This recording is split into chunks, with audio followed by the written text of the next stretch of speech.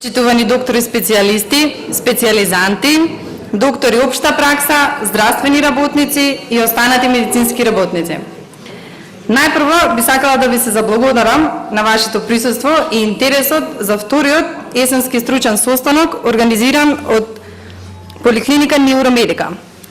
Како што напоменав лани во октомври, кога се одржа првиот есенски состанок во наша организација, дека овој настан ќе се изгради како традиционален, на кој еминентни доктори предавачи ќе го споделуваат своето знаење и искуства со своите колеги доктори од целата Македонија. На ланскиот стручен состанок имаше околу 150 слушатели, со што стана најпосетен настан од ваков вид. Како што гледам, денес ја надминавме таа цел, ја не достигнавме таа цел, а таа е стручните состаноци на Невромедика да бидат настани на кои со задоволство секој доктор ќе сака да биде учесник. Сега, чест ми представува да го најавам директорот на Невромедика, доктор Емил Угриновски, кој ќе одржи краток говор. Представува огромна чест и задоволство во вака импозантен број да ви се обратам. Една наша идеја минатата година за организирање на еден ваков стручен симпозиум прерасна во една традиција во која што гледам дека од година во година бројот на заинтересирани се зголемува, што ни представува особено задоволство да понатамо нашиот стручен тим, составен од еминентни професори, примариуси, асистенти, лекари, специјалисти, лекари општа пракса и менаџерскиот тим, да понатамо отвориме и ви го пренесуваме нашето секојдневно искуство кое што се среќаваме во нашата пракса. Не би имал што понатамо да зборам, едноставно сакам да кажам дека денес избравме 3 теми од тројца еминентни стручњаци кои што представуваат гордост на нашиот тим, гордост на оваа држава и пошироко, кои што секојдневно се среќаваат со пациенти не само од Македонија, туку од целиот регион. Ние имаме огромен број на пациенти од Косово, Јужна Србија, Албанија. Последно време се зголемува бројот од Бугарија, Грција, па дури понатамо централна Србија. Сето тоа укажува дека навистина работиме во онаа насока во која што посакуваме и сето тоа понатамо ќе го споиме во еден спој кој што ќе биде нашата болница. Нема понатамо да должам, ви посакувам да уживате во она што денеска ќе го слушнете. Благодарам. Ќе бидам слободен да ви ја нагласам за мене многу одамна споменатата пирамида епилептогена од мојот покојни професор Анри Гастон, кој знаеше да каже дека епилептогеноста е најголема и знае да опаѓа во вид на една пирамида.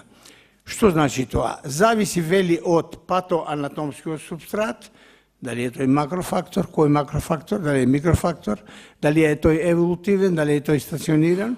Зависи она што е основно од кортикалната локализација. Не знам дали ви е познато, али денеска со сигурност знаеме дека епилепсија има само ако е ледиран петиот слој ареа гигантопирамидалис на мозочната кора. Надвор од ако некој ви каже дека има епилепсија затоа што има лезија во малиот мозок, знаете дека не е тоа точно, затоа што мора да има некаква врска со петиот слој на мозочната кора. Понатаму многу е битно каков е линкот, каква е корелацијата на евентуалниот фактор со петиот слој.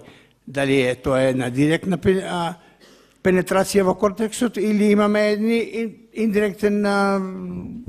индиректна средба, така да речем, преку едем, преку глиоза, преку хиповаскуларизација и уште еден фактор кој сакам да ви го посебно нагласам, колегите кои ме познаваат и зборил доста за оваа тема, дека епилептогеноста на мозочните лобуси не е иста.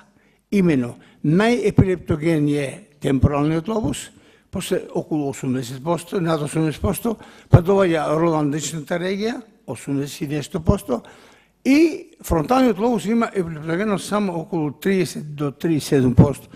Париеталниот уште помала, а окципиталниот едва 1%. Видите каква е разликата меѓу епилептогеноста на лобусите во нашиот мозок. Кога веќе сите кажавте дека магнетната резонанца е таа на која и давате предност, овој банален текст што овде го гледате, напишам дека е тоа современа диагностичка метода, одлична визуализација на интервертебралните дискуси, дека дава текст познат, јасен, сите постојано го верглаат тоа. Ајде малку да ја објективизираме таа состојба и да видиме што ни нуди едната метода, што ни нуди другата метода. И сега, ако погледнеме во магнетната резонанца, ќе видите дека одлична визуализација имаме на последните прешлени од лумбалниот сегмент и делот сакрумот. Ги гледате интервертебралните дискуси, го гледате тој светол сигнал што постои на оние дискуси што се меѓу L3, L4, L4, L5. Ја гледате морфологијата и на самиот дискус. Го гледате анулус фиброзус по периферија, темна зона, централно, кај што се овие бели стрелки, гледате јадрото, нуклеусот, гледате дека од таму извира некаква светлина, па на најгорниот дискус, ако погледнете, гледате една хоризонтална, малку потемна линиичка, горната бела стрелка ја покажува, тоа е поголемата концентрација на колаген во тој дел од нуклеусот. А ако имате сили и волја да погледнете малку пониско, оти луѓето секогаш обично гледаат нагоре, ќе видите дека на последното ниво, L5-7, ја нема светлината што ја имаат овие други нормални дискусии. Тоа е како да гледате повеќе катница во вечерните часови, па гледате дека некои прозори ви се осветлени, таму има активности, а некои прозори не светат. Во тие простори нема активност, што не значи дека некои активности не се одбиваат и во мрак. Знаете дека хирургијата е поконкретна од другите области, кои освен што се наука, се малку и филозофија, се многу и имагинација, меѓутоа исто така и хирургијата, како и особено пластичната хирургија, особено во пластичната хирургија, креацијата, односно креативноста на хирургот секогаш доаѓа до израз.